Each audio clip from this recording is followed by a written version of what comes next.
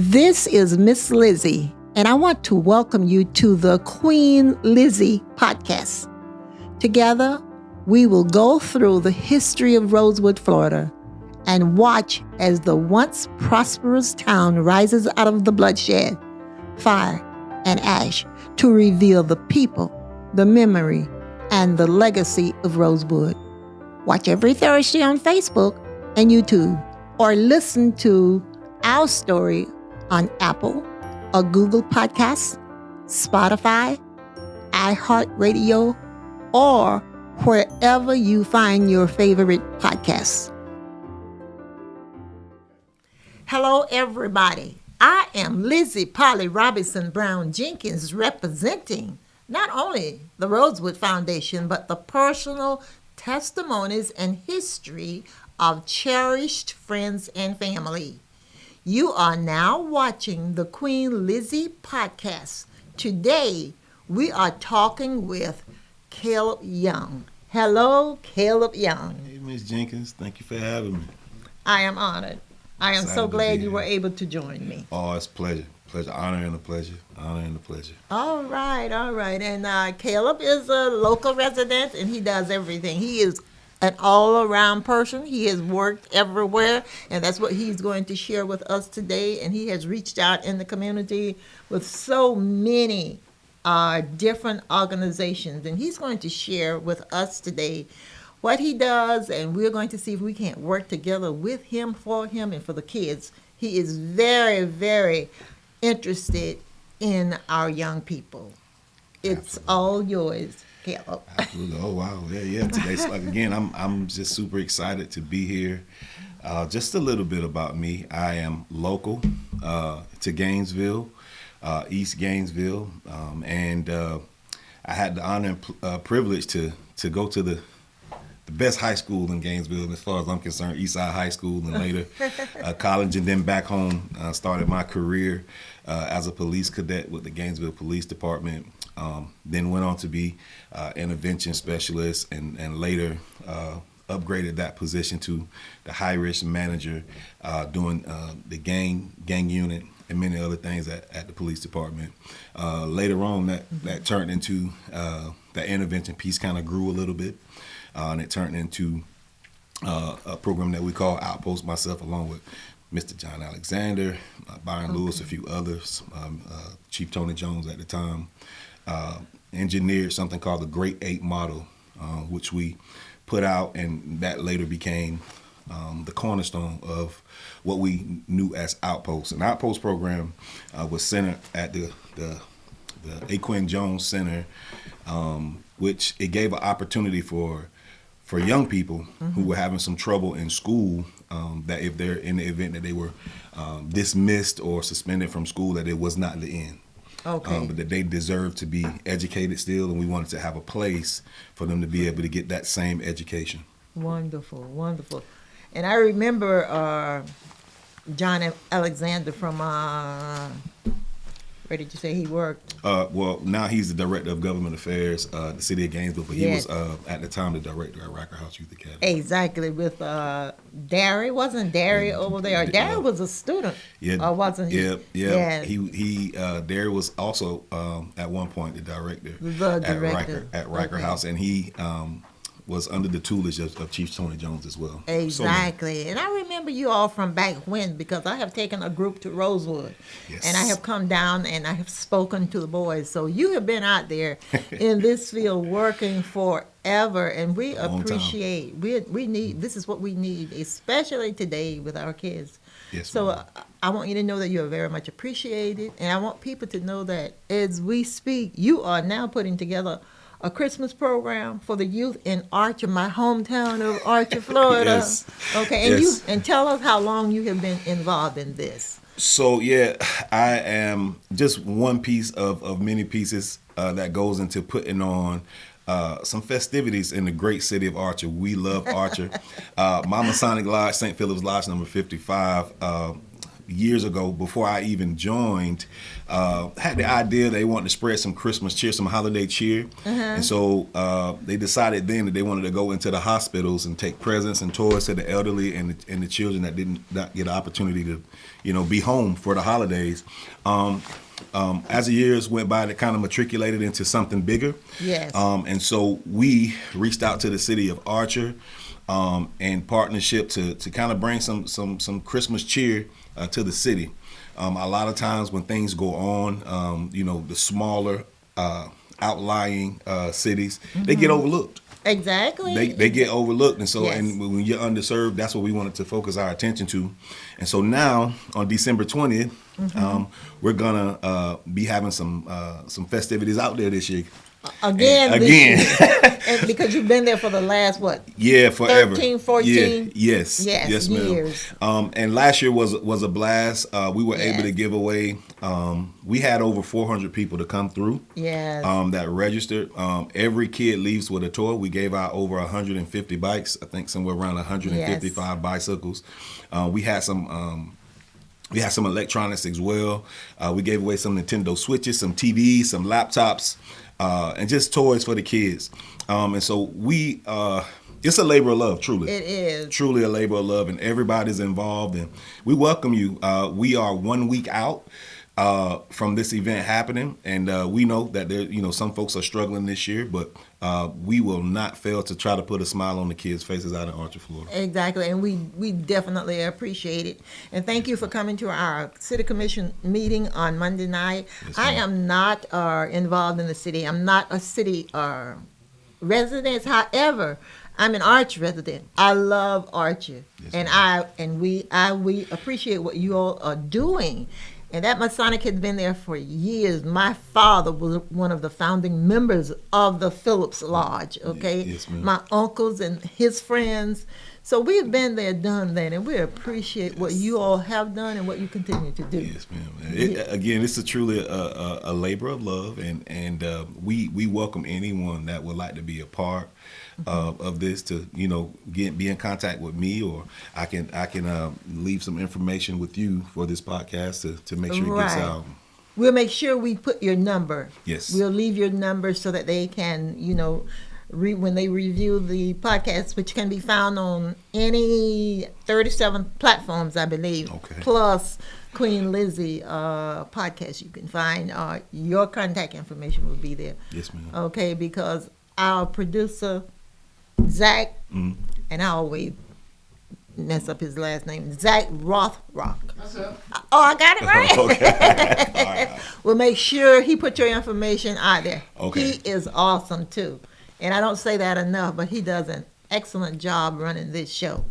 And he runs it we are here at the Steve Spurrier podcast room. He runs this show for Steve Spurrier, Freddie Weeby, Meldon Law, and Campus USA Credit Union, Yes. Jared Benton. They are the forces behind this podcast, and I want you all to know I truly appreciate what they have done and what they are doing to make sure Rosewood history, Black history, world history is out there and our kids know about it, because it's our kids, the next generation, Yes. will have to carry our history forward in a loving manner, we hope. Yes, ma'am. Okay, we're about bringing us together, people together, and not divide.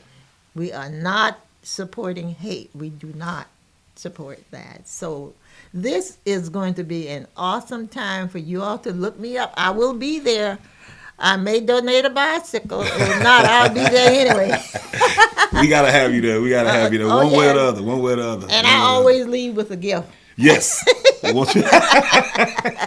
Not a bicycle, but just- a gift, because you all have so many gifts there. Yes. And to my sorority, Zeta Phi Beta sorority, young ladies, we are always there to Yes, right. help, disseminate That's right. and pass out and feed. We eat there too, That's right. because we have people sponsoring food. It's awesome. It's different. That's right. And the That's right. men, the Masonic boys, the men work. The Zeta sorority sisters, the city of Archer Yes. Yes.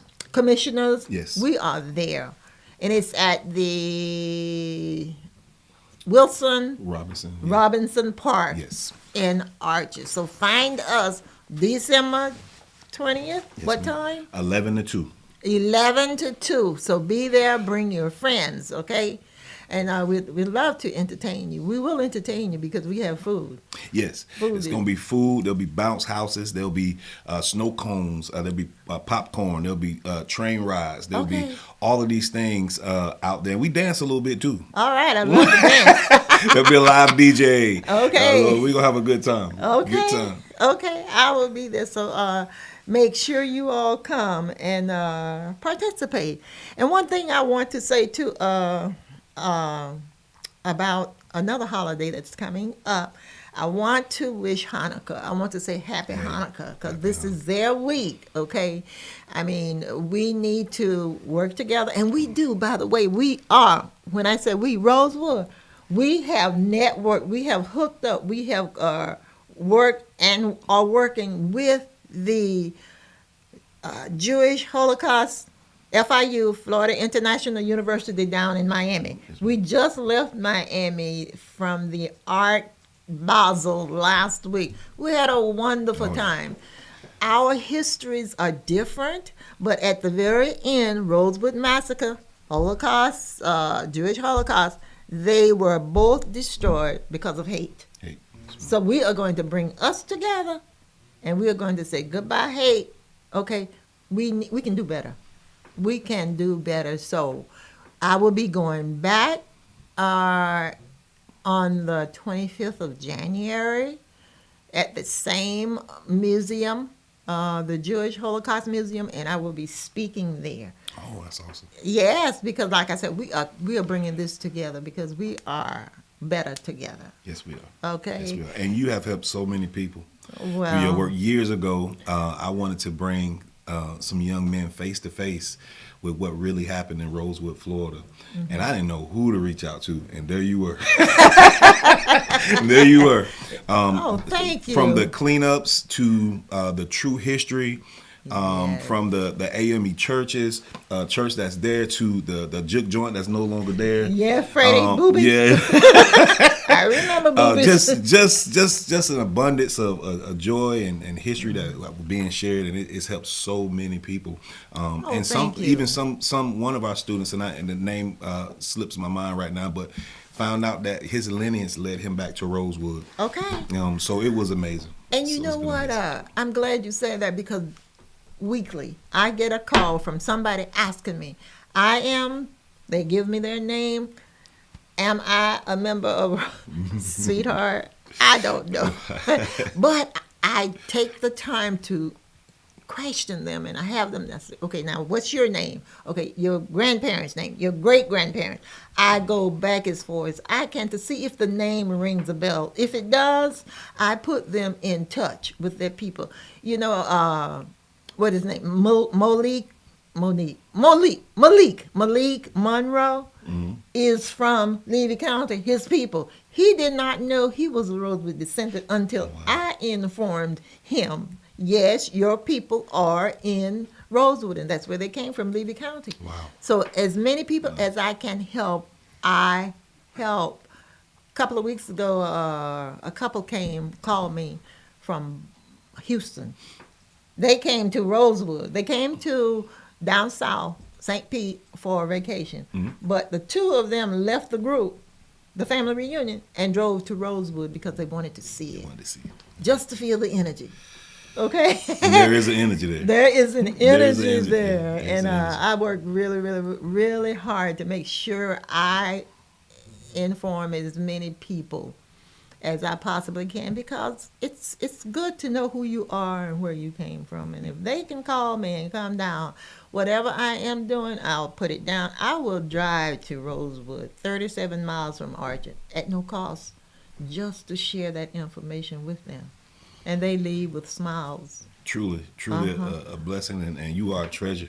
Well, I like You doing are a treasure. I shared some brief time with the young man who was created the model, who you poured into. So I forget what it's called, but he said the model. He was at the at the Archer Center not too long ago. Oh yeah, Darren. Yes, the diorama, the Rosewood diorama. Yes. Were you there? I was there. I try to be at everything you do Okay. this year. It was so many people there. Well, thank you anyway, and that's why I reached out to you. And let me tell you, I'll have to tell them about how you saved my life when we come back. Okay. Okay, so it's about time for our first half. We are going to head to a quick break, and we'll be right back after a word from our sponsor. I am Black History. I am Rosewood Black History. I am Florida and America's Black History, and you are too. January 1st, 1923, the KKK insurrectionists attacked Rosewood, killing 5, burning it down. Because a white woman lied and cried, a black man assaulted me. Rosewood redevelopment is on its way. Want to help? Visit rosewoodflorida.com.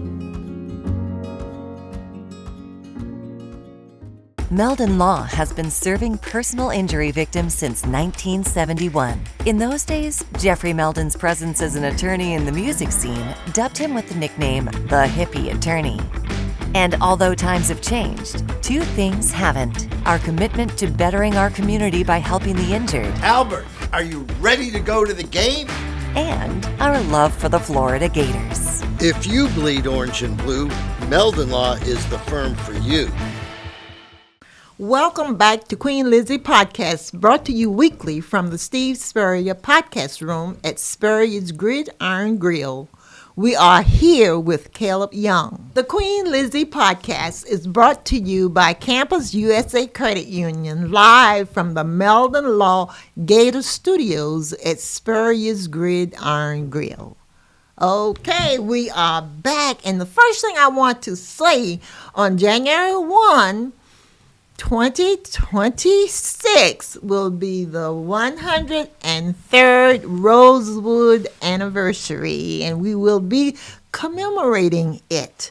We are going to make sure we do a telethon, the Jerry Lewis type telethon, and we're going, I don't know how, but with magic, we're going to set it up, and we're going to have a call-in line, a dial-in line where you can dial in and make a donation to help build the Rosewood Museum that we are in the process of raising funds and building it on 29 acres of property in Archer that I grew up on. That's where my mom and her sister was a Rosewood school teacher. This is the property still in the family, and that's where we are going to put the Rosewood Museum. And we are going to need lots of donations, okay? So tell all of your friends and your enemies. Tell everybody. Tell everybody to send it in. If it's not but $5, every little counts. And we appreciate it. And if they want to make that concurrent, $5 monthly or $25,000 monthly or $2 monthly, we will receive it adequately.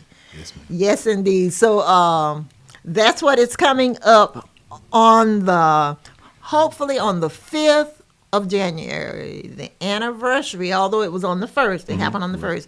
But we don't want to interfere with anybody's holiday. So the 5th is close enough to January 1. And I did say the 103rd, didn't I? Yes, ma'am. Is that right? 1923 to 20. Yeah, the 103rd Rosewood anniversary. And I worked really hard to keep it clean and accurate. And I want to put this message out, and I'm going to put it out every time I get an opportunity. The Rosewood 5 blacks, well 4 really, that was killed in Rosewood, and the 2 whites are not buried in the all-white shallow cemetery. I want that stopped. They did not pick up or move 5 people killed by the KKK mob to an all-white cemetery in Sumner, Florida, Levy County. That's not true, so stop it. Let our people remain where they died. Leave them in peace and harmony. Just think about it. No one is going to come in and pick up 5 people, 7 people, how many, put them on a wagon, take them to Sumner, an all-white cemetery, and dig a grave and put them in. It's not true. Stop it. I don't like it.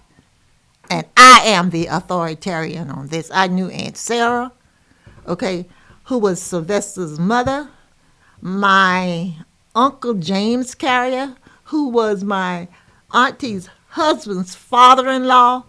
Sam Carter was left hanging in the tree. So I just want you all to know it's not true. Okay. That's my story, and I'm sticking to it. It is not true. But let me tell you, when I always see this young man, I don't always recognize him because I meet so many people. And I went to the parade this year, and this is like off the chain. It's not really Rosewood material, but I got to share it. And I saw this man. He saw me before I saw him. He said, "Hey, Miss Lizzie." And I said, "Oh, Lord, who is this?" So he said, he told me who he was. And what would you say I was carrying? A bag? It's a huge bag. I don't know. It got all kind of stuff. It's huge. Could barely walk. But I was distributing my birthday information, some flyers. But anyway, I got tired, and I came back to the car, and he saw me on my way on University Avenue, Yes. and he was standing close enough to see me return. I don't know what you said to me when I was returning. He said, I think it was something like, "Are you okay?" And you know me, I'm trying to be, "Oh, yes, I got it." Yep. I'm okay. I'm fine. But guess what happened to me after? I fainted. And I actually mean like FAINTED. I fainted. And the rest is history because I don't remember anything. This young man, God sent, was close enough to rescue me. Is that what you call it? Rescue? I was saved me. He saved me. He called because I was going to drive home. You know that. Yes, you were. No. He took my keys. And what else did you take? But anyway, my driver's license, whatever I had to make sure I didn't drive home. And you were kind enough to call rescue. Yes. You used to work for the fire department, you said? Or were you? So yeah, so that's just another part of what we're doing. The Nexus Violence Interrupters with City of Gainesville, Impact Gainesville, are under the Gainesville Fire Rescue. Mm-hmm. And I just happened to be out working that day in plain clothes, and I saw you coming. When I saw how heavy the bag was, I was like, there go Miss Jenkins. And I knew you was going to tell me that you were fine. I knew it. Because when I saw you earlier, the bag was heavy, and you were giving out stuff. And when you came back, the bag was still heavy. That's how I know you had a lot of material in it. So I just wanted to make sure that you were good, because you always are good. Yeah, okay. You have more energy than most, and you always keep it together. So I said, I'm just going to ask. And I did. And when I asked, you said, I'm fine. But I just decided to watch you all the way. And when the mishaps happened, I was there to catch you. Yes, you were. I was there to catch you, and we were able to get fire rescue to you, Right. and expedite that call because they were all in the parade. Yes, they were. And it was hard to get across to where we were, but they made it happen. And I'm so glad to be sitting here with you today. I am glad you are sitting here with me today. Had he not been there, and this is the truth, I don't know what would have happened to me. When he said he caught me, I fainted, and I probably passed out, but he broke the fall. Whatever he needed to do, he did it, and he did let me know, oh, you are not going to drive home. He didn't know how to get in touch with my husband, but he did know our mayor, so he called Miss Iris Bailey. Hi, Iris. She answered. Yes, she did. Answered. She answered and came, and we got you, the resources that you needed. Yeah. Because we need you to stick around. Now, Exactly. we need you. You're doing such a good job with giving out the proper information about our past, Yes. and enabling us to be able to move forward for future stuff, and that means a lot to me. It resonated with me a long time ago, and the first time I think I heard your name was 2004. Really? And you did a banquet, and I was there. Really? Yeah. Wow, you've been around for a long time. Watching me. Yeah. Thank you. Now, that what we just shared may not have been important to you all, but it's important to me to show the humanitarian part of his life. He was there for me, and I was supposed to share that. I appreciate that so very much. And from there, we are continuing to move forward. Tell us about gun control, because we just had a real bad mishap with at Brown University, but I know you work locally with gun violence. Yes. My passion for guns and gun violence awareness, it started at home. I am the owner of a legacy security firm, and I wanted to focus that particular business on educating people on how to store guns, how to properly use them, and how to keep themselves safe. And from that, I met so many people. 90% of the people that patronized that particular business were African American women.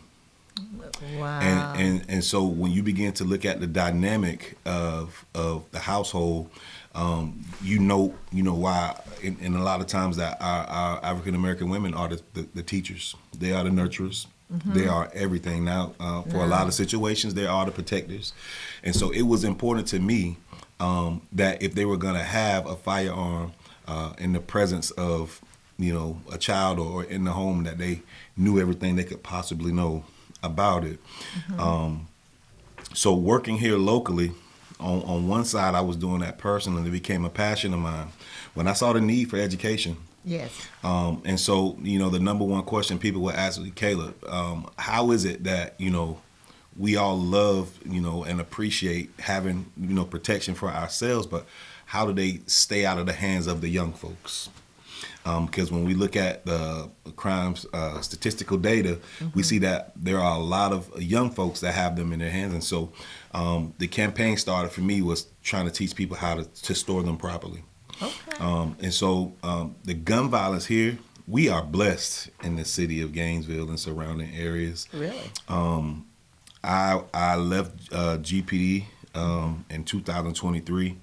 I launched Inspire Florida, which focuses on gun violence and the statistical data that comes using the crime analysts from both the Gainesville Police Department and the Alachua County Sheriff's Office. I've had so much support from Sheriff Chad Scott and at the time Chief Tony Jones in making sure that I had the proper information. And for 11 months when I came back, we did not have one homicide by gun violence in the city of Gainesville. Yeah. And then we had one, and since then we've been good. We're about 7 months ago. So we're doing something on a national scale now. It's never been done outside of 20 or 30 years to have just one homicide in a year. Wow. And so the prevention intervention works, and it starts with gun violence, the awareness of it. Yeah. Well, we appreciate it so very much. I'm serious, we do. Yes, ma'am. And I'm glad to hear you say that Black women play a part, excellent part. In many times we are not credited for what we do. Right. And it's not behind the scene, but they will leave it behind the scene. Yes. It's left behind the scene. Yes. But I know that we have contributed a lot to a lot of different things, and I appreciate that. And people need to know this. Give me my credit. I'm a Black woman. If you don't give it to me, now that I got my own show, I'm bragging. You gotta give my own show. I really enjoy it. And now I've looked at 2 or 3 different studies, and I think African American women are the most armed group in the country as well. Is that right? They're the most educated and now the most armed. I know. I'm loaded. I remember when my dad, I moved, the first time I left home, my dad gave me a little gun, okay? And I still have that gun today, a little pistol. And then I have my mom's 38. My mother carried a 38. I have that. I protect myself. We have to protect ourselves. I remember being stopped by a police officer, and here in Alachua County, I'm not going to say, don't know who it was, really don't care, but he stopped me and told me my tail light was out. And I said, oh no, my husband is a mechanic. He checks every day. He said, oh, you can step out to see and check it for yourself. I said, I'm not stepping out of here. I know it's not out. And he talked and he tried to encourage me to step out. He was so wrong. And I said, give me a ticket, okay, and I will let him check it. I didn't, my main reason for not getting out, I didn't know if he had run my license to find out that I was loaded, that I was, protected. I had my own gun. You had a license? I had a license. Okay, I did not know what he wanted and why he wanted me to step out. I said, give me a ticket, write me up, and let me go. Eventually he did. Okay, but I was not stepping out because I didn't know. Okay, and I appreciate everything you have done. I'm going to invite you back because I'd love to meet your son. I'm going to try to do it before February. Okay, and bring you back on the show with him. Okay, and I'll let you have the last words, the closing remarks. If you have anything else you'd like to say. Yeah, I just really enjoyed myself here. There's a wide variety of things that I know we could continue to talk about. But what's important to me is that I get a chance to sit next to you, historically for me. Okay. Because I know your work and I know everything that you have done for not only the city of Gainesville, but especially the city of Archer. And I understand the sweat equity that goes into making even this podcast happen. So I appreciate you. I am going to continue to press forward towards the mark and do everything that I could possibly do. Number one, to keep gun violence down in the city of Gainesville and the surrounding areas and keep firearms out of the hands of young people. I am going to do everything I could possibly do to educate the community in its totality about the ins, the outs, the do's, the don'ts of gun violence. And I'm going to continue to intervene with those who have been in contact with law enforcement and give them an opportunity and a right to education. And so I am here. I'm ready to work. The harvest is ripe, but the laborers are few. Yeah. I appreciate you so much. I will be in touch. I have your contact information. I have all of your contact information. We got a job to do. Yes, and ma'am. it takes all of us Yes, ma'am. working together. Yes, ma'am. All right. Thank you very much. Thank you for having me. Until then, I will say I am continuously humbled, honored, and blessed to meet people daily and invite them to join in peace building, healing, and reconciliation through learning about the history of Rosewood. That will wrap up today's episode number 138. I am Queen Lizzie. Until next time, bye.